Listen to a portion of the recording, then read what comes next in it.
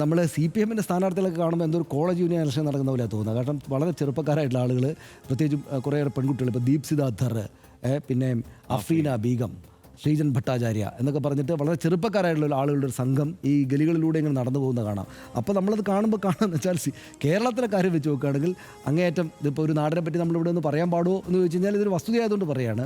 ഈ കോൺഗ്രസ് 30 കൊല്ലക്കാലവും CPIM അടക്കമുള്ള ഇടതു പാർട്ടികൾ 34 കൊല്ലക്കാലവും ഭരിച്ച ആ നാട് കാണുമ്പോൾ ഇവർ വോട്ട് ചോദിച്ച് നടക്കുന്ന ഗലികൾ കണ്ടു കഴിഞ്ഞാൽ അങ്ങേയറ്റം ദരിദ്രമായ സാഹചര്യമാണ്. ഇവർ ഇത്രയും കാലം ഭരിച്ചിട്ട് പ്രത്യേകിച്ച് ഗുണമൊന്നും ആ നാട്ടിൽ ഉണ്ടായിട്ടില്ല എന്ന് തോന്നലുണ്ടാവും. അത് മാത്രമല്ല 15 വർഷം മമതാ ബാനർജിയും 15 വർഷം ശരിയാണ്. ഇവരെ മാത്രമല്ല 15 വർഷം മമതാ ബാനർജിയും വന്ന് ഭരിച്ചിട്ട് ഇവരാകെപ്പാടൊരു ഈ സത്യത്തിൽ ഞാനൊരു പാതി തമാശയായിട്ട് എടുത്ത ഹർഷ, ഞാൻ നമ്മുടെ നാട്ടിലെ ഇടതുപക്ഷ പാർട്ടികളെയും നമ്മുടെ നാട്ടിലെ കോൺഗ്രസ്സുകാരെയൊക്കെ കാണുമ്പോൾ എല്ലാവർക്കും ഗുണം എന്താ വെച്ചാൽ നമ്മുടെ നേതാക്കൾ നല്ല ഉടുപ്പിടുന്നു, നമ്മുടെ നേതാക്കൾ നമ്മുടെ നാട്ടിൽ തന്നെ ഇണങ്ങുന്ന അത്യാവശ്യം സൗകര്യമുള്ള മനുഷ്യരാണ് എന്ന തോന്നൽ നമുക്കുണ്ടാക്കി തരുന്നു. ഒരല്പം കൊള്ളാം, ഈ നാട്ടിൽ ജീവിക്കുന്ന കൊള്ളാം എന്ന സന്തോഷം ഉണ്ടാക്കുന്ന വലിയ കാറുകളിൽ നമ്മുടെ നേതാക്കൾ അങ്ങോട്ടും ഇങ്ങോട്ടും സഞ്ചരിക്കുന്നു.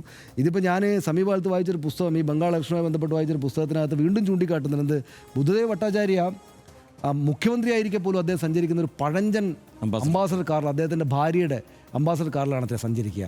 ഒരു പഴഞ്ചൻ ഓഫീസ്. ഇപ്പോൾ കഴിഞ്ഞ ദിവസം ഞാനൊരു ചാനലിൽ കണ്ടു, നമ്മുടെ ആളും അങ്ങോട്ട് പോയിട്ടുണ്ട്.